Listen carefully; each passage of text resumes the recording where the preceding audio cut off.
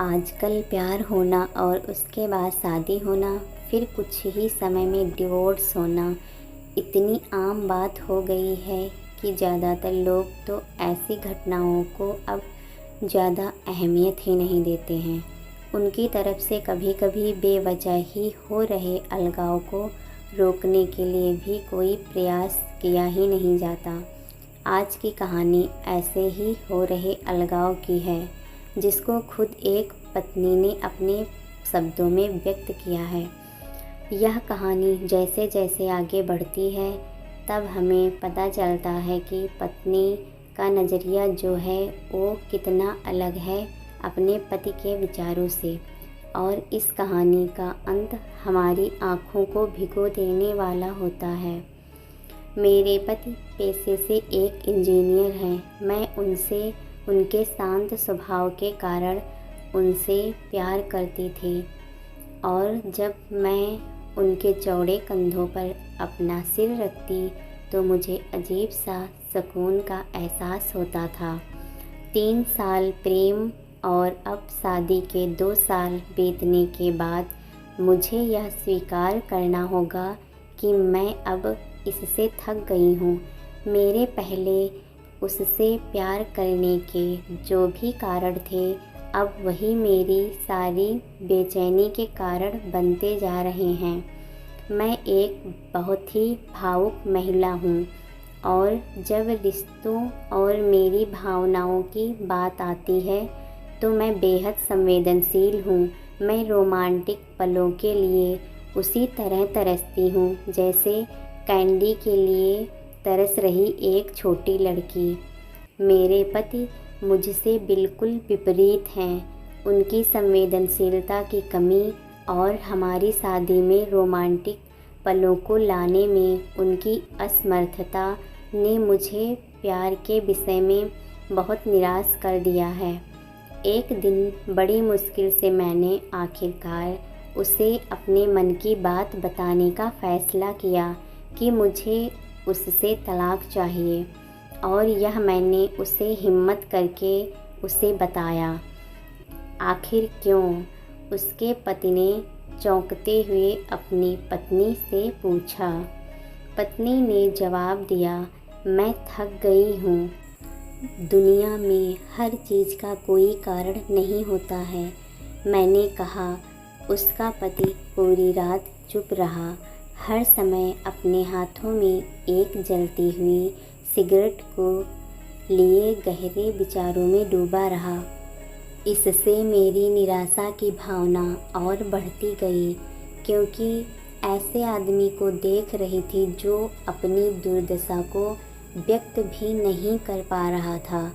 भला मैं उससे और क्या उम्मीद कर सकती थी? और फिर उसने मुझसे पूछा, मैं तुम्हारे मन को बदलने के लिए क्या कर सकता हूँ?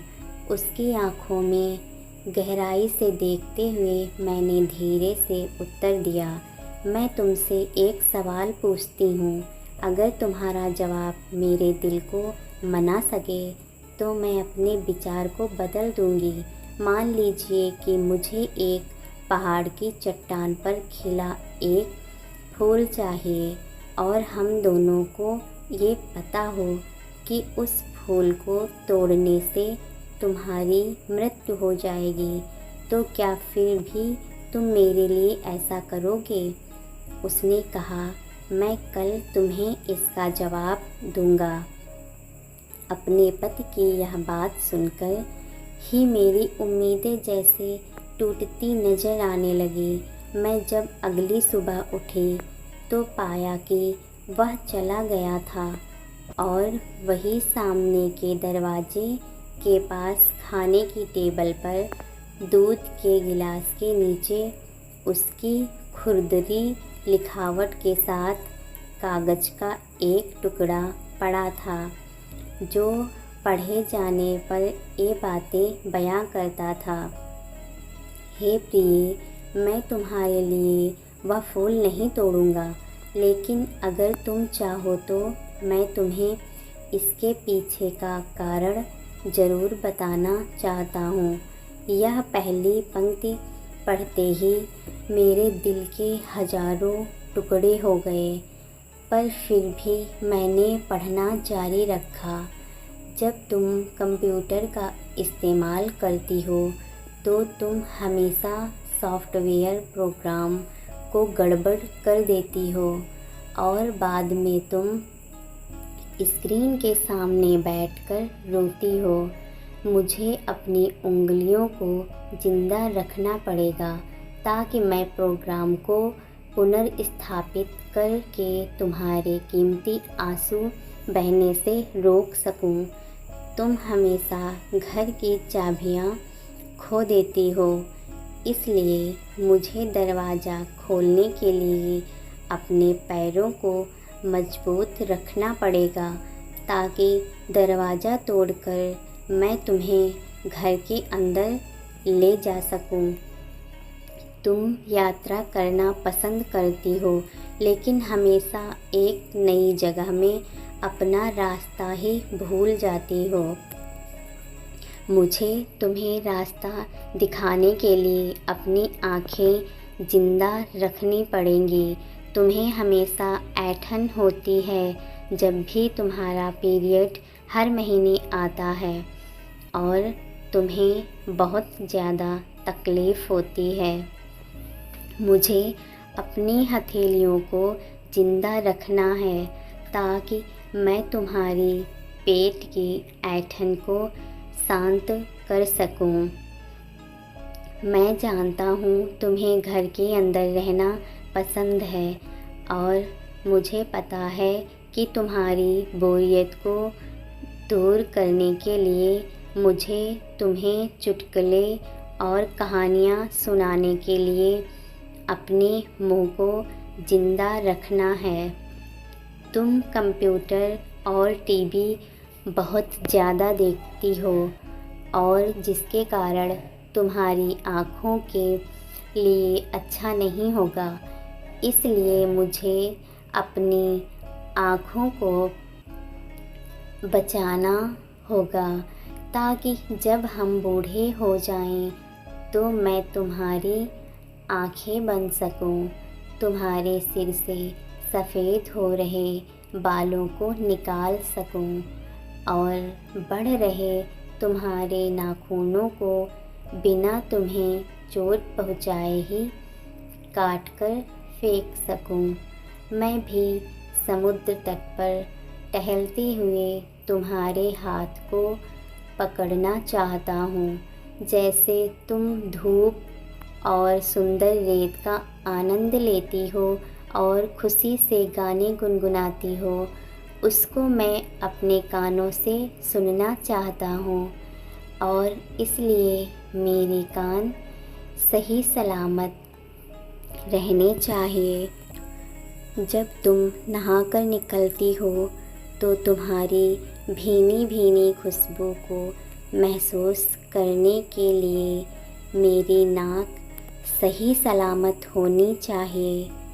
इसलिए मेरी प्रिय, जब तक मुझे यकीन नहीं होता कि कोई ऐसा है जो तुम्हें मुझसे भी ज़्यादा प्यार करता है, मैं तब तक उस फूल को नहीं तोड़ूंगा। और जिस दिन ऐसा कोई आया जो तुम्हें मुझसे अधिक प्यार करे, मैं उस दिन खुशी खुशी उस फूल को तोड़ लूँगा। यह पढ़ते ही मेरे आंसू पत्र पर गिरे और उसकी लिखावट की स्याही धुंधली हो गई। मैंने पत्र पढ़ना जारी रखा। अब जब तुमने मेरा उत्तर पूरा पढ़ लिया है, अगर तुम संतुष्ट हो और अगर मैंने तुम्हारे दिल को मना लिया हो तो कृपा करके सामने का दरवाज़ा खोलो, क्योंकि मैं बाहर ही खड़ा हूँ तुम्हारे पसंद की ब्रेड और ताज़ा दूध के साथ। मैं जल्दी से दरवाज़ा खोलने के लिए दौड़ पड़ी और जल्दी से दरवाज़ा खोला। उसके चिंतित चेहरे को मैंने अपने हाथों में कसकर पकड़ा और चूम लिया और उसकी बाहों में समा गए। अब मुझे पूरा यकीन हो गया कि कोई भी मुझसे इतना ज़्यादा प्यार नहीं करेगा जितना वह मुझसे करता है, और मैंने अब फूल को नहीं तोड़ने का फ़ैसला किया। यही जीवन है और प्रेम है।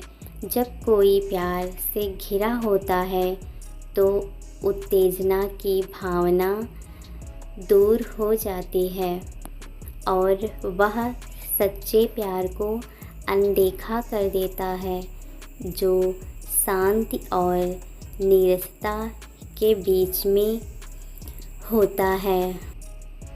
प्यार सभी रूपों में प्रकट होता है, यहाँ तक कि बहुत छोटे और सूक्ष्म रूपों में भी।